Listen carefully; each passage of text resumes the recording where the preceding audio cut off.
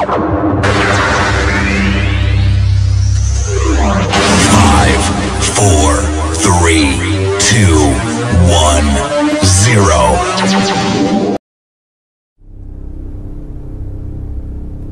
c'est le micro du pasteur Bobo et maintenant c'est possible de nous suivre sur Internet.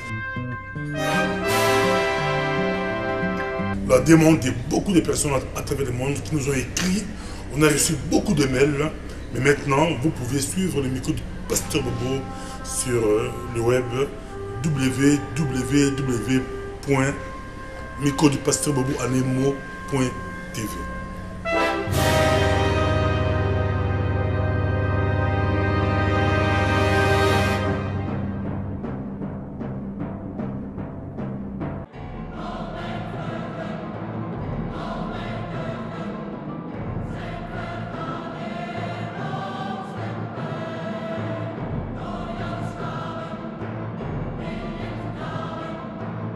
Si tu veux plus de vidéos sur nous, va sur www.microdupasteur-bobo.tv. Bon, de la bilan passe au baladier micro à Pasteur Bobo, Bobi Kelelo, et ça pendant le 4 janvier, Boyebi na Histoire Congo, le 4 janvier 59, Ezalaki, Batu Bakufa, Namboka la Biso Congo, Bakufa et Pele Peza, Babenga Bango, martyr de l'indépendance, Batu Basala qui est toujours indépendance na Congo, Babelge Basidi. Le lot 2014 est tombé peu coïncidence, 2014, martyr, il y a Congo, indépendance absolue, le Batu Barozali, le Pele Awa, Batu Bali Koya, Namatongi, Tola Matongi, Otobengango, capitale, il y a diaspora, Toali Awa, Batu Bali Koya, Pele, marche Awa, et puis il coïncide na massacre de Congo, na Congo, Babomi Batubele, la Congo le 30 décembre. Ils ont la Kindu, ils ont la Lubumbashi, ils ont fait ébélé, tout le monde peut colonel Ndala, ils ont Bomaye, na Kivu, ils ont ébélé, marche est considérée, ils ont dit marche pour la martyre indépendance, mais ça n'a pas pour dire stop, il n'y a pas massacre. Le micro passé, comme tu le représentes, aussi tu y es avant, mais Kalaté, partout, à Paris, Allemagne, Hollande, Angleterre, Belgique, partout. Balikoya ko marché awa pour couvrir yango Nzambe a pas pour le bilan à tout à l'heure. Merci.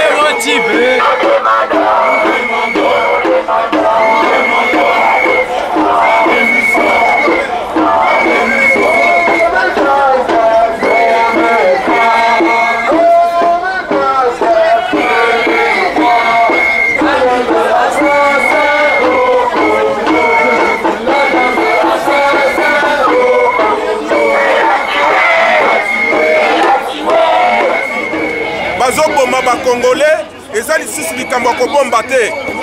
on présente ça à la communauté internationale dans les médias, comment on tue les peuples congolais, comment on coupe les parties intimes des peuples congolais, et aucun pays au monde ne s'est levé, ni la Belgique, ni les États-Unis, ni la France, aucun pays ne se lève pour dire non à ce qu'ils ont vu à la télévision. Donc pour nous, nous sommes là pour dénoncer cela et demander la justice. À la place de Alias Kabila, c'est à la CPI.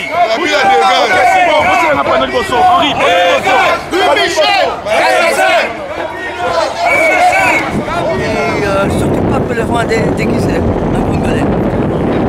Je suis venu protester comme je le fais habituellement. Mais je suis certaine que cette année, nous allons y aller au Congo. Parce que la situation va finir par exploser à tous les points de vue. Beaucoup de personnes ont été tuées. Mais c'était voulu.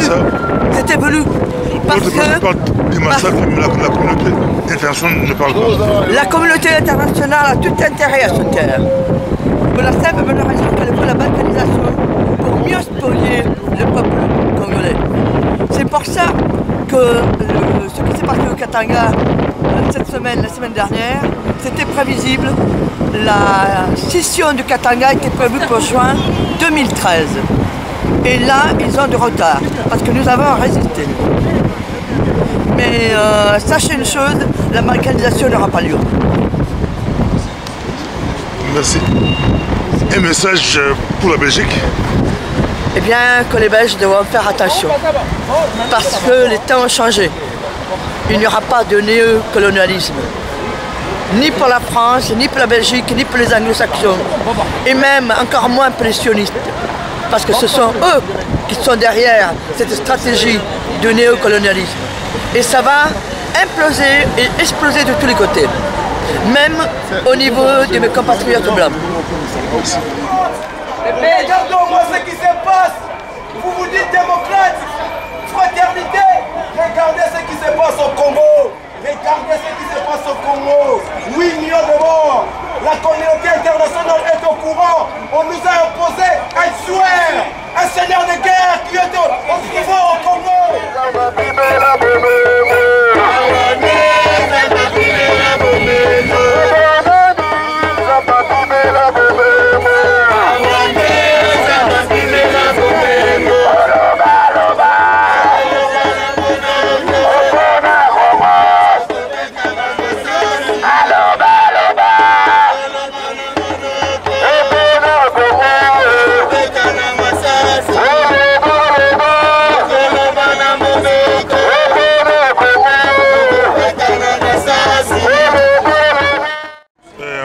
Bonjour Claudine Vamona.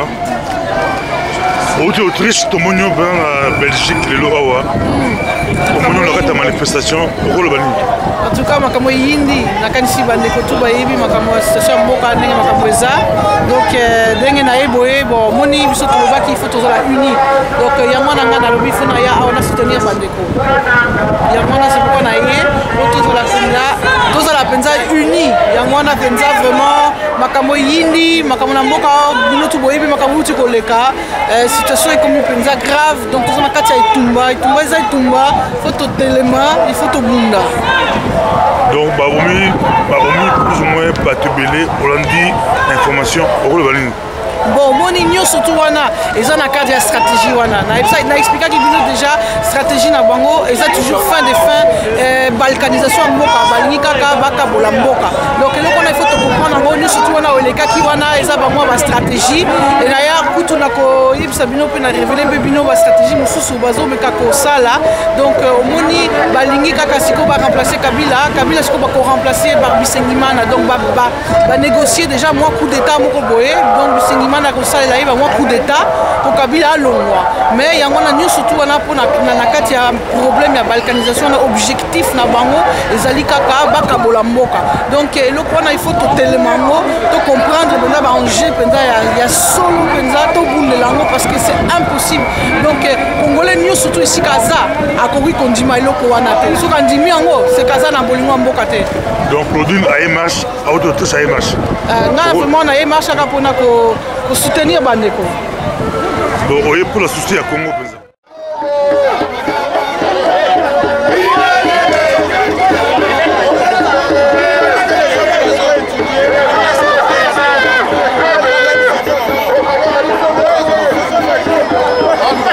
Journée historique. Le 4 janvier, c'est important pour nous parce que Zali, au déclenchement, il y a indépendance en Bourg-en-Ebiso. Deuxièmement, on a tué des gens comme des animaux, même Banyama, après on prépare, on les tue. Mais là, on a tué des innocents, désarmés.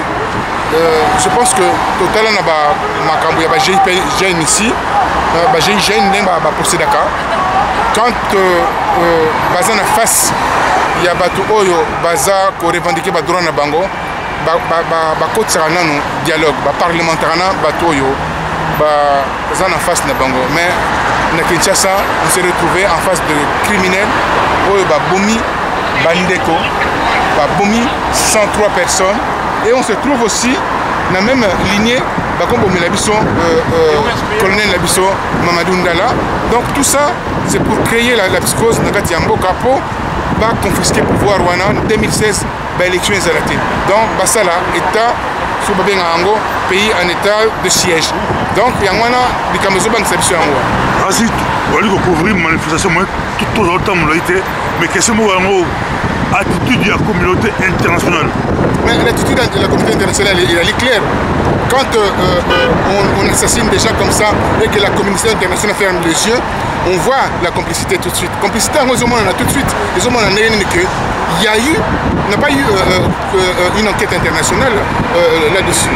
C'est-à-dire que cette affaire, les qui n'ont pas de Congolais, pour soutenir nous permettre Bango, passer la piège dans la RDC, c'est tout. Le Congo, c'est le centre du monde. Le Congo, c'est là où il y a tous les minéraux.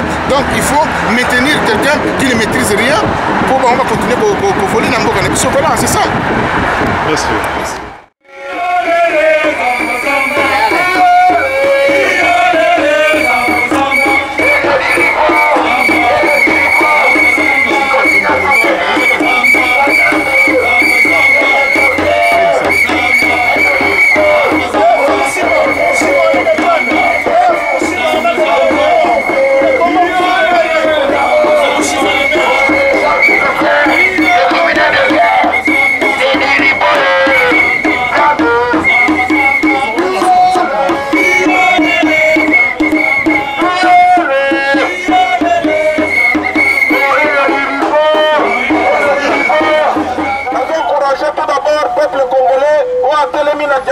Tous les combattants au Batelemi jusqu'à présent va faire échec la balkanisation du Congo.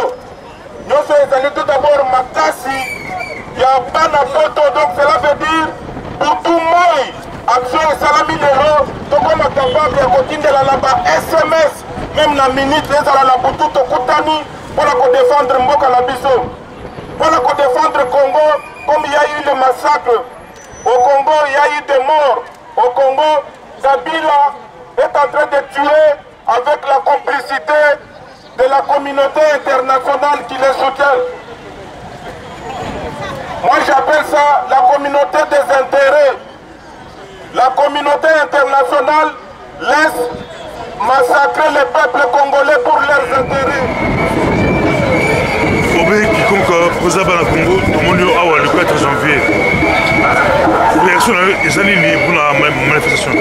Bon, pour la manifestation, on a vu que le peuple et les agotéléma, c'est que les locaux, ça ne va pas dans Mboka. Il y a un moment où les Batunions sont toujours debout, Batunions sont allés la situation dans la Mboka Congo. Là, si manifestation, il y a un combattant mounene, comme maman Nundala, les militaires, les front pour défendre Mboka naye.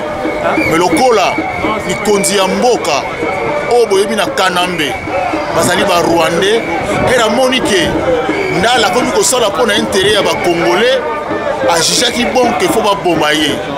Yango abomisi militaire wana. Mais biso ta ke bana Congo, tozali ko reconnaître azali ndeko na biso to lelie. Et puis tout ça le militaire nyos o batika na kati ya Mboka Congo. Bon un exemple on ndeko na bino asali. Vous allez ensemble pour te déloger Banguna, Batmazal Kobo, Katamboka Congo. Toyebike, Bokanisa que tu l'unarabino te, mais tu l'unarabino, pour ton apôtre Bino, pour te dire qu'avec Bino, tu reçois solution, et puis avec Bino, tu libérer Congo. Pour tout ça, la poste Bino, pour la Taranzakomba, pour y aller ma camarade Zaraka. Donc, Nayango. Les autres sont télémina vraiment na situation ya ndala na ya ba innocent oyo ba utu ko boma dernièrement na kati ya palais ce qui na kati ya la voix d'Isaïe ko to tikaka intoxication ya Sébastien na TV ba utu ko boma bande ko na biso ba innocent.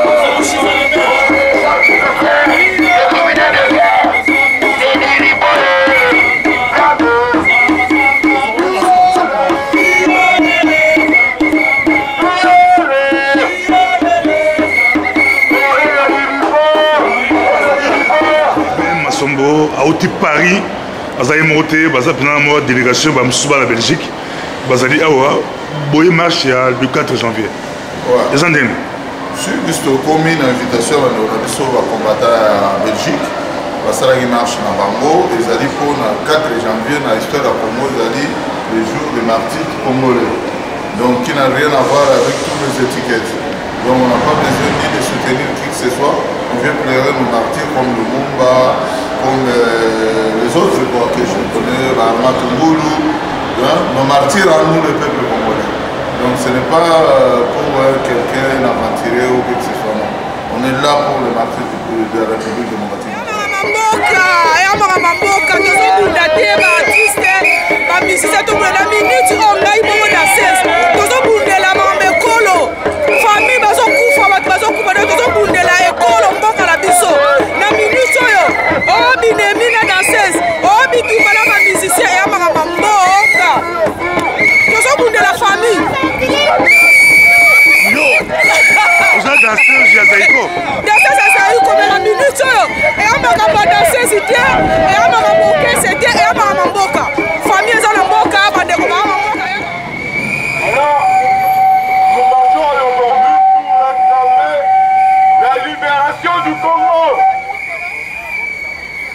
Nous réclamons la libération des otages. Et nous réclamons la libération des prisonniers politiques. La libération de Coutinho. Edi Kapen. De retourner au salaire qui demande la manifestation, ça va être le lot parce que Boston qui demande la manifestation. Pourquoi Boston qui en fait, demande une demande conjointe hein, qui a été faite avec les combattants d'ici de Belgique. Par rapport à incident ou plutôt massacre au Salami le 30 décembre à Kinshasa. Ce qui s'est passé à Kinshasa le 30 décembre, les images sont là, elles parlent d'elles-mêmes. Comment Kabila et sa milice ont massacré les Congolais parce qu'ils ont commis le péché de protester contre une agression, une injustice dont a été victime le prophète Mukungubila. Et je profiterai aussi de cette occasion que tu me donnes, Pasteur Boubo, pour dire que la traque n'est pas finie, la traque continue.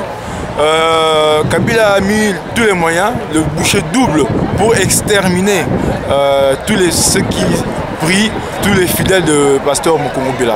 Alors aujourd'hui c'est le 4 janvier, nous sommes ici à Bruxelles, donc à la place, donc j'aime bien appeler cette place Armand Tungulu, en mémoire de notre vaillant héros, que nous célébrons aussi, qui est aussi un martyr, qui est mort comme nos frères ici que vous voyez, pour la libération du Congo. Donc ce jour qui célèbre les martyrs de l'indépendance du Congo depuis 1959.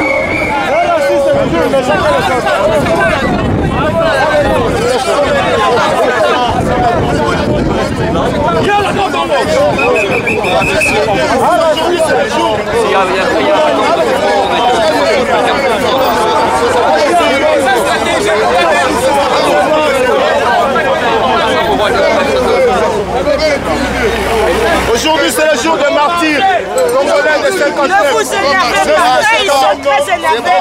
Ils sont tués là-bas au pays. Alors, si vous essayez de...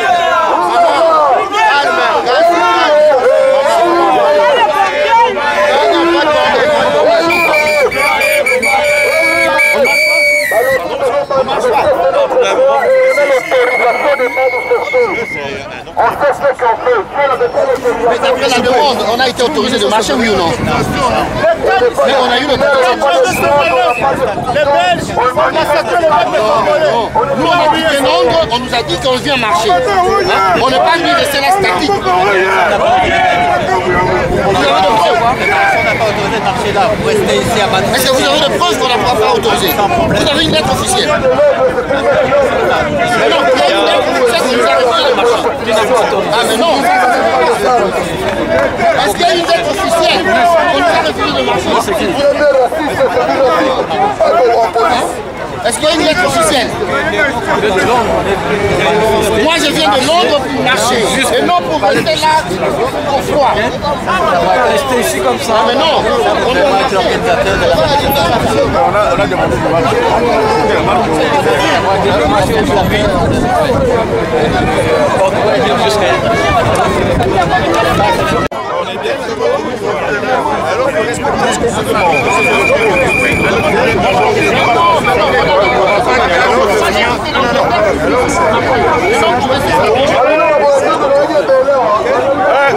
De la nasa béton, pas mégaphone.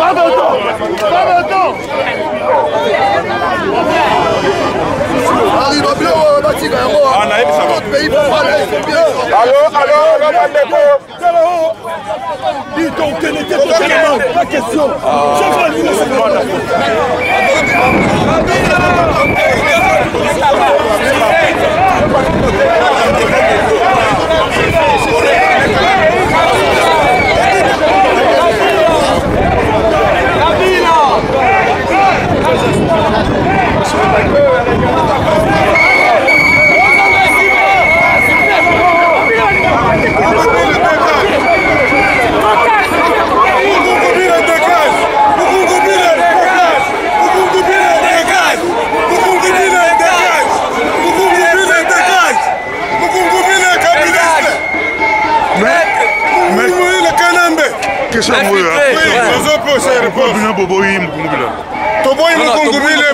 Parce que d'abord, la histoire au monde biso tozali ba mouvement et la résistance. Par combattant, les idéologies, il y a biso ba combattant. Papa la biso autaki na hôpital, papa Etienne Tshisekedi wa Mulumba, ayaki ko consulter biso na Londres pour na koloba ke bana nazo ki na ba élection, to pesa ki approche ya biso. To sola ki na yé. Mais mukumbi la bimi kaka boye, toyebi ete, toyebi place azalaka te, pasteur. Bah même biso ko na mouvement que notre za simana toyebi idéologie na été. Et puis, oh ezali très grave, avec à sacrifier bana na biso. Comment expliquer au koki ko tinda bana oyo bazana expérience, il y a guerre de expérience, il y a otage te que non pas que ne la parler en fait na la voie d'Isaïe na RTNC pas que nous libérer Congo. Message peut-être. Mais comment expliquer qu'on exposer bango bati bango na abattoir ayebaki ke Kabila ko boma abattoir parce que la mélange bango na bakuluna oyo qui condamne mtu abomi. Nous condamnons Mukungubila parce qu'il a joué le jeu du pouvoir en place. C'est lui qui est l'acteur na complicité Hippolyte Kanambe na John Numbi. C'est ça le problème. Alors Mukungubila asala combat na ye nengazo mené religieusement ou alors atika makambo ya ko s'impliquer ou abato yo aza ko manipuler awa na Bruxelles ndenge to mona biso to na Londres. Message na biso zaki ke no to za ko toye ko marcher pour na ko manifester pour dénoncer ba mort au gouvernement en place et bomi. Et brusquement to ya ko mona ke no Mukungubila za ko organiser marche tout ça yango so mona oyo zali tour de Babel sikoyo peuple ezali kotomboka peuple eza d'accord te na makambo pour la union diaspora va soutenir Mukungubila te. Toko soutenir jamais Mukungubila était là Hippolyte Kanambe alias Joseph Kabila. Merci.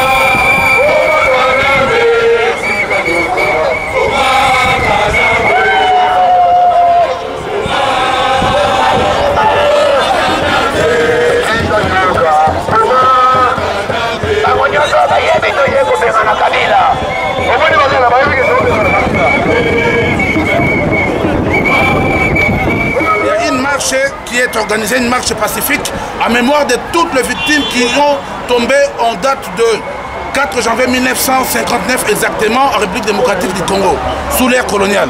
Étant donné que cette date a toujours été célébrée, raison pour laquelle aujourd'hui nous nous sommes réunis encore une fois pour célébrer toutes ces victimes tombées lors de tout ce qu'il y a eu comme agression ou de guerre civile et autres dans la République démocratique du Congo. Mais au même moment, nous célébrons aussi toutes les victimes comme les femmes violées. Nous célébrons aussi tous les militaires qui ont perdu leur vie dans toutes sortes de batailles en République démocratique du Congo. Raison pour laquelle vous voyez que tous les Congolais sont réunis ici afin de rendre encore hommage une seule fois à tous les héros de notre pays. Bon, à cette occasion, vous savez qu'il y a des gens qui viennent de partout, d'Angleterre, de la France, du Canada, des États-Unis. Nous sommes tellement nombreux, bon, étant donné que...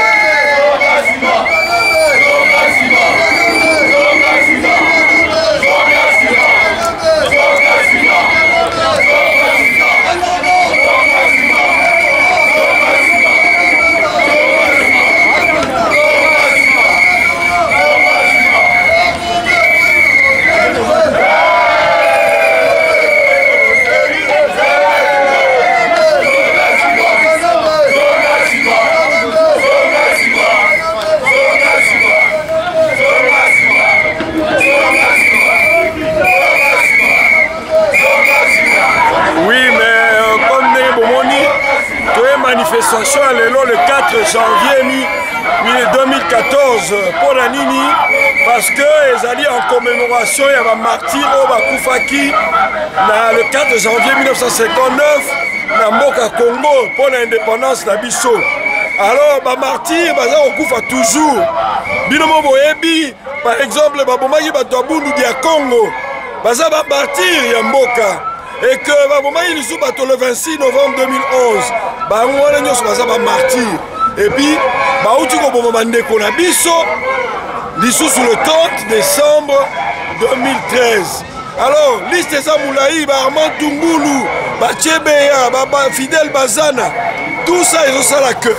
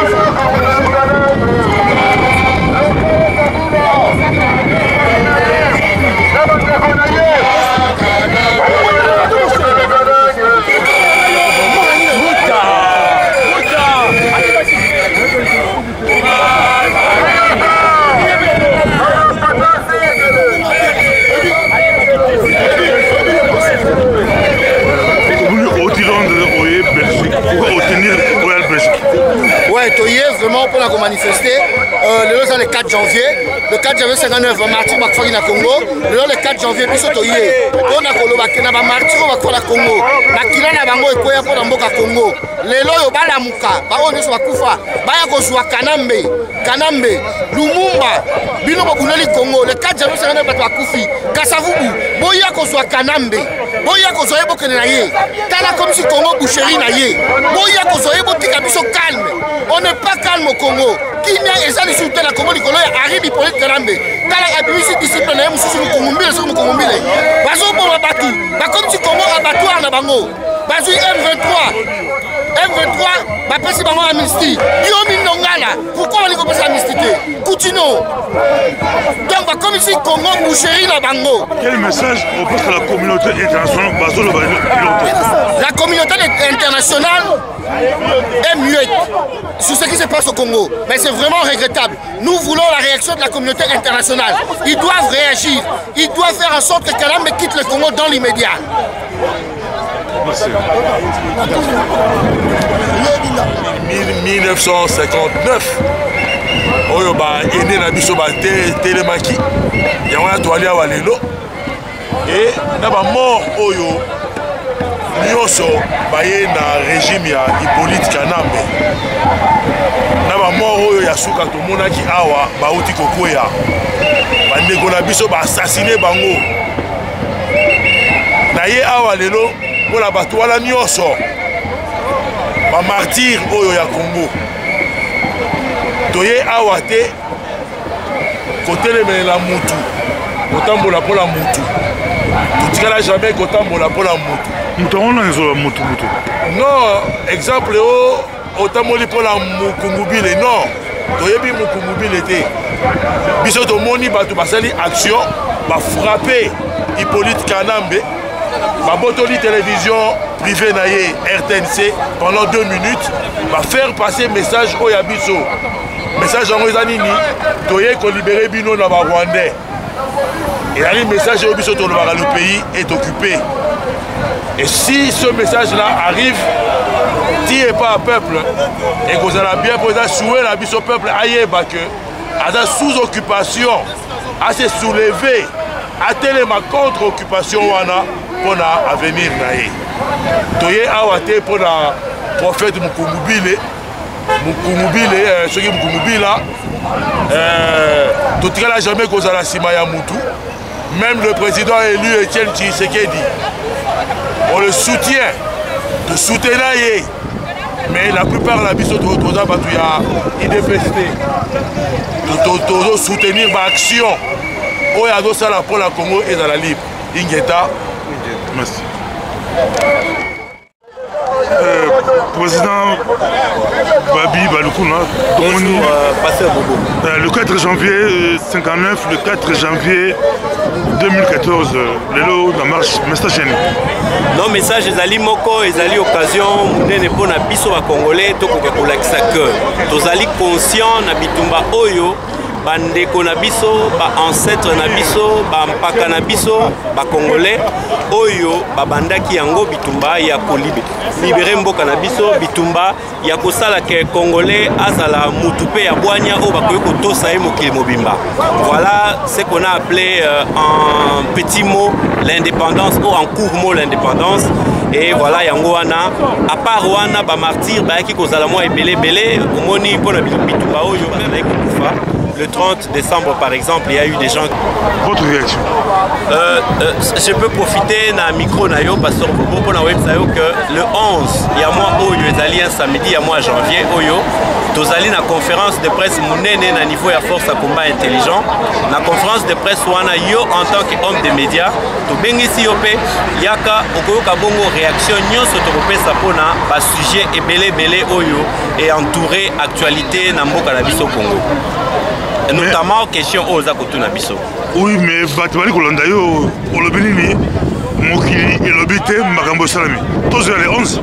Le 11 en tout cas, tout le Makambo est belé. Vision politique Nabiso pour la 2014. Et Kobimawana. Analyse bilan il y a année 2013. Tout le Belangoana. Voilà. Affaire Pasteur Mukumubi là. Position. Le 11 la conférence de presse pour répondre à Mituna Nyonso. Et à la Makambuya Pasteur prophète Mukumubi là. Bali ba yo so côté tout le monde a tendance. Tout le monde va combattre belé ba leader belé va se prononcer. Ba musu ba bi prudence, ba musu ba bi to appuyer. Mais ba musu ba bi to rejeter mais yo. Je sangani lelo pona ba martyr ya Congo, ba martyr ko banda 1959, mais ça peut ba martyr ya ba le kaka liboso. Combat la biso bani na 1900 na 2002 te bani na 2001 te bani na 1960. Combat la biso banda kala depuis 14e siècle. To bunda ka pona lipanda ya mabele na biso. bamartire nyonso c'est-à-dire mutu nyonso akufa na kombo ya Congo mpona libanda ya Congo lelo tosangani mpona yango ndenge tozali awa na bao bakufaki avant-hier na bao bakufa sikoyo na bao bakufa ya nzela 6 siècle bazali awa na biso elongo tozali awa mpona kobelela kombo na bango bayoka biso délégation ya France ya Paris toya mpona topase message wana na peuple congolais epuis mpona baoyo barévolutionnaire oyo baza sur place oyo bazali prêt ya kosesacrifie mpona Congo bayebaka bazali na soutien total na biso bacombattant ya France toza kosoutenir bango nyonso message na biso ezala clair toye lelo mpona peuple congolais mpona république démocratique du Congo toye mpona individu te mokolo moko ezali coopérative oyebi lelo ezali 4 chantier yango ezalaki vraiment très important tokutana awa ndenge combattant na biso ya Belgique balasaki appel na bacombattant ya Europe mobimba parce que moni 2 semaines après juste touti kosala événement na Paris mais tozalaki obligé ya kosala atterrissage forcé awa na équipe mobimba délégation ya Londres baza awa mpona korépondre na message na bino na yango tozotina message oyo mpona kokanisa bahero na biso oyo bakoyaki na mokola lelo kobanda na Patrice Emeline Rousseau Lumumba bapapa Bango Alma Tungulu CBA epuis na baoyo bauti kokwea lomino awa mpona makambo oyo ya libération ya Congo tokopesa na Mamadou Tala na yango message eza kaka moko naza sur ndeko biso akimoko auti koloba awa ke bitumba nyonso lokola ne uti kobanda sikoyo tobandi yango na mois de janvier tozala na bastratégie ya sika tozala déterminé plus que déterminé pour que tolongola soldats, hommes de troupe, Mamadou Ndala a servi d'usurpateur. Il a payé le plus fort. Il a payé au prix de sa vie. Oyo bino botikali. Bakoboma bino moko. Bakosilisa bino lokola bana bavwa. Mpona okomi 2014 oyo ezali année il faut tolongola bapaya na mboka parce que na mboka na biso tomoni bazoboma bato balakisi na média international elakisi mais aucun pays ni la Belgique ni la France ni les États-Unis bakondamne bamassacre oyo esalami na mboka na biso bauti oboma colonel Ndala par Alias Kabila, sans même que les donc toza les seuls, toza abandonné et toza li sikoyo la caille à légitime défense, sinon tokosi la biso tout. Congolais tout, ndenge Papa Etienne Tshisekedi alobaki, prenez-vous en charge, c'est-à-dire combat généralisé na bapaya baza na mboka. Omoni ennemi ya peuple congolais, oyebi ndenge ya koagir. Donc, babomi batu, bakati ba partie intime, et l'équipe même la TV5, pays moko est limité. Donc, dans un moment, moko y a division de, il faut surtout biso ba combattant tout. Ya monde, to kangama, to loba liloba moko, to zangisa bambongo, to sala baction na kati ya mboka na biso.